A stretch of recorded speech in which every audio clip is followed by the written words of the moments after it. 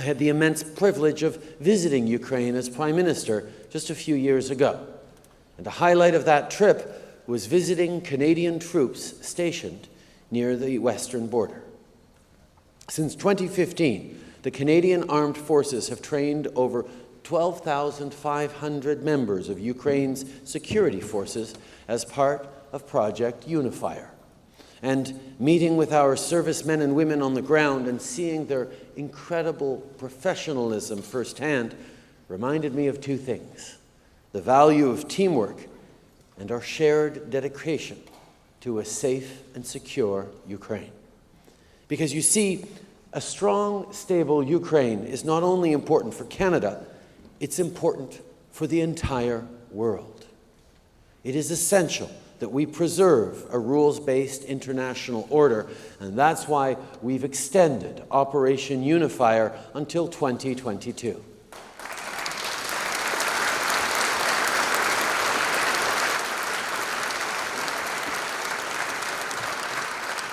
And let me be clear, Canada will always defend Ukraine's sovereignty, and we will denounce Russia's aggression and illegal annexation of Crimea at every turn. Вітаємо вас, дорогі глядачі, на українській телемережі «Контакт». Ми сьогодні в нашій мобільній студії в Royal York Hotel в так званому Ukraine House. І якраз тепер маємо привілей говорити з міністром оборони Канади, паном Harjit Sajjan. That meant that we welcome you and that we're at the Royal York Hotel. Oh, thank you so much. Thank you very much, Minister. This has been a very extraordinary, I guess, combination of conference and show. And we understand it from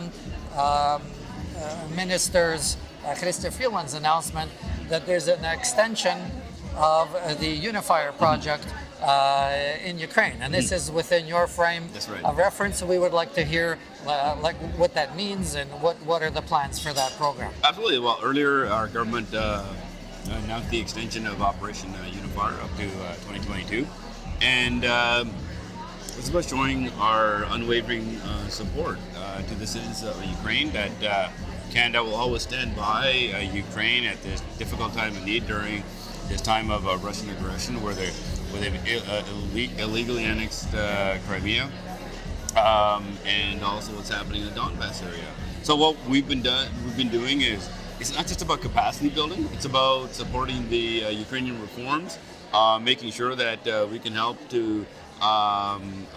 Ukrainian armed forces work towards a NATO standard of professionalization of their armed forces. And I'm really happy with the progress that have been going. But we also know there's a lot more work to be done.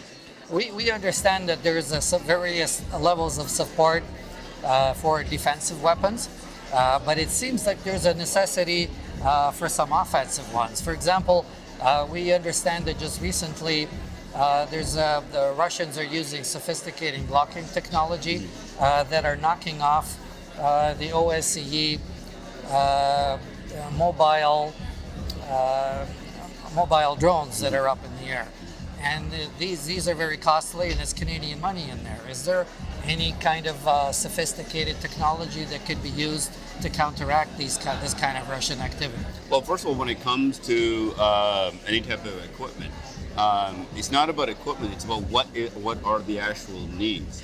And one of the things that we have done is making sure that the Ukrainian Armed Forces, Ukraine has access to our Canadian defense industry, so we can work on those reforms, making sure, as we were talking here today at this conference about defense procurement, but there needs to be a plan.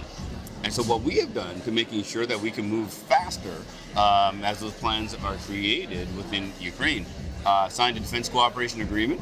We've actually then very quickly got Ukraine on the automatic arms control list. That gives that, it's a trusted list of nations that have access to our defense industry. So then when situations do come up on those needs, we're able to take action a lot quicker.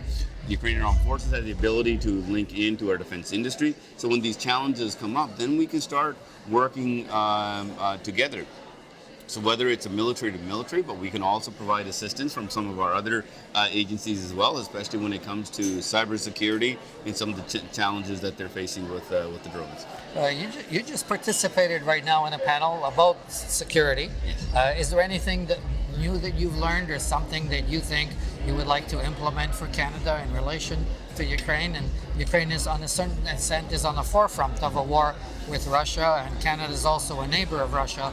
So we're the next target, potentially, in a sense. Well, we look at, we want to make sure that the rest of the world knows the support that Canada will provide the Ukraine, and then we'll work with our international allies to making sure that we always keep the situation in Ukraine at the forefront. And what this allows us to do is look at how we can best work with Ukraine. But this conference is extremely important. It's we're talking about those reforms. Those reforms are going to allow the nation of Ukraine to be able to grow and create even better resiliency. So as that happens, when a country continues to succeed, as Ukraine actually is, that is the best message that you can send to Russia. While we work with this, very difficult stage that Ukraine is going through right now, we know that soldiers are putting their lives at risk on the front lines. Some are paying the ultimate sacrifice, and we will continue to work very closely. So this is why it's very important for Canada to be able to keep this topic going. I bring this up in many of the conferences in my speeches, and we will always work at the speed of the reform. And this is what's going to build that resiliency within the nation. Minister Sajjan, yesterday you were present at the dinner with the Prime Minister and with the President of Ukraine. What are your impressions of the new President of Ukraine? Well, first of all, I had the absolute privilege of attending the inauguration in Kyiv. Okay. And so I was there for his address. I was very impressed with the vision. And the parliamentary elections are also coming up, so we look forward to seeing those results so we continue our work. And then I had the tremendous opportunity at the lunch to have an informal meeting with the president, and the vision that he has, we're very happy with. And this is about keeping the nation going forward at this very difficult time. And we look forward to working with the president and his administration.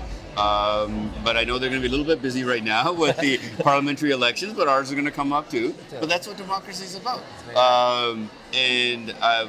Let's put it this way. Canada's support to Ukraine will always be there and always unwavering. Okay, thank you very much. Great, thank you. Дорогі глядачі, це була розмова з Harjit Sajjan, який є міністром оборони Канади, і розмова була на тему канадської оборони і допомоги Україні в її обороні проти Росії. Зі мною є представник канадської армії, старшина Vincent Gagnon. Nice to have you with us, який недавно повернувся із України, з Яворова, де він брав участь у місії Unifier, яка навчає українських військових. Tell us please about your mission and what exactly did you do there, like what was specifically teaching Ukrainian military? We were with Operation Unifier rotation number 6 from September 2018 to March 2019. We just recently came back. Our main job was to work with the Ukrainian security forces, the armed forces of Ukraine and the National Guard of Ukraine, working on the system behind the training that they do over there. So we had different lines of effort with the engineers, the military police, the medical, the snipers, and we also did some collective training with their collective training site that they have in Yavrov. What experience from the Canadian Army you could teach them which they still don't have there? Well, the soldiers that we have on our task force, all 200 of them, most of them have combat experience in Afghanistan or other missions that they've done elsewhere in security force capability building. So we have a strong cadre of officers and NCOs with a lot of experience and a good training system that we could export to Ukraine. And I understand while we were preparing for an interview that you can read Ukrainian, right?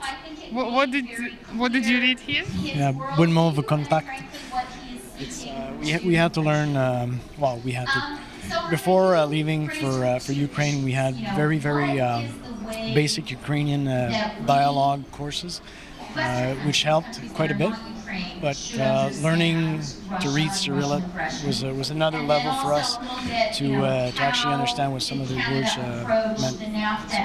It helped decipher. Well, thank you for your service. Thank you for helping Ukraine, and Slava Ukraini. Героям слава.